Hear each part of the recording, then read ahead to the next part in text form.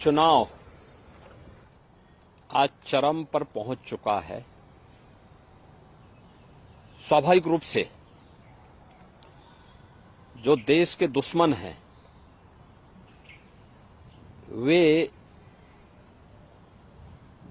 चुनाव के दौरान मोदी जी के पक्ष में जो माहौल है,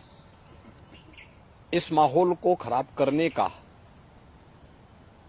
भरसक प्रयास करेंगे। कुछ चीजें हैं जो देखने लायक हैं और जिसको पूरे देश के लोगों को वास्तव में समझना चाहिए कि कैसे पाकिस्तान से राहुल गांधी को प्रोजेक्ट करने का प्रयास कर रहा है। ये चीजें दिखती हैं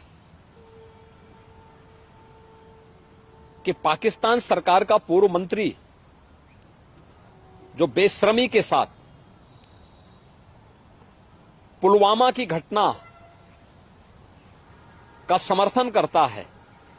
वह व्यक्ति राहुल गांधी को सपोर्ट कर रहा हो, राहुल गांधी को लेकर के प्रफुल्लित हो रहा हो, ये चीजें दिखाती हैं कि कांग्रेस का हाथ देश के दुश्मनों का साथ। यानी चीजें दिखती हैं कि मोदी जी जीतेंगे तो भारत में दीपावली होगी, लेकिन अगर कांग्रेस कहीं पे सफलता प्राप्त कर रही है तो पाकिस्तान उससे प्रफुल्लित हो रहा है। देश की जनता को इन बयानों से अवेयर होना चाहिए और समझना चाहिए कि इसके पीछे भारत विरोधी ताकतों की मंशाएं क्या हैं भारत के प्रति। सर, हम कह सकते हैं कि पूर्व में कांग्रेस का चूंकि बहुत अलगाववादी शक्तियों से, या हम कह सकते हैं कुछ ना कुछ समर्थन उनको कहीं ना कहीं से रहा, इसी वजह से आज पाकिस्तान से इस तरीके के बयान आए, क्योंकि पूर्व में देखिए कांग्रेस आजादी के बाद अपने मार्ग से भटक गई। उसने अपने स्वार्थ के लिए पहले देश का विभाजन किया, फिर अपने राजनीतिक स्वार्थ के लिए वह देश के अंदर जिस प्रकार की तुष्टीकरण की नीतियों को उसने आगे बढ़ाया था, तुष्टीकरण की नीतियों का दुष्परिणाम था देश के अंदर अलगाववाद और उग्रवाद चरम पर पहुंचा। कांग्रेस सरकार की भ्रष्ट नीतियों के कारण देश के अंदर नक्सलवाद भी तेजी के साथ फैला था।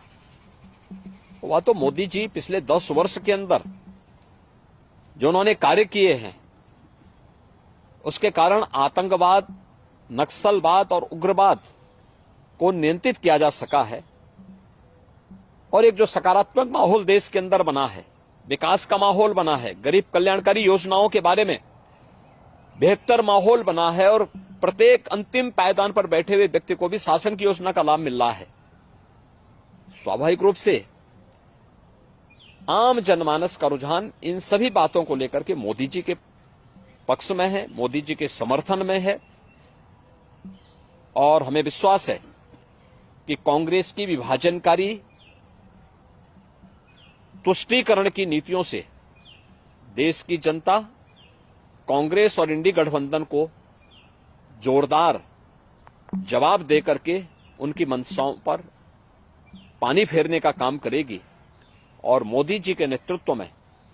भारतीय जनता पार्टी और एनडीए प्रचंड बहुमत के साथ फिर से देश के अंदर सरकार बनाएगी।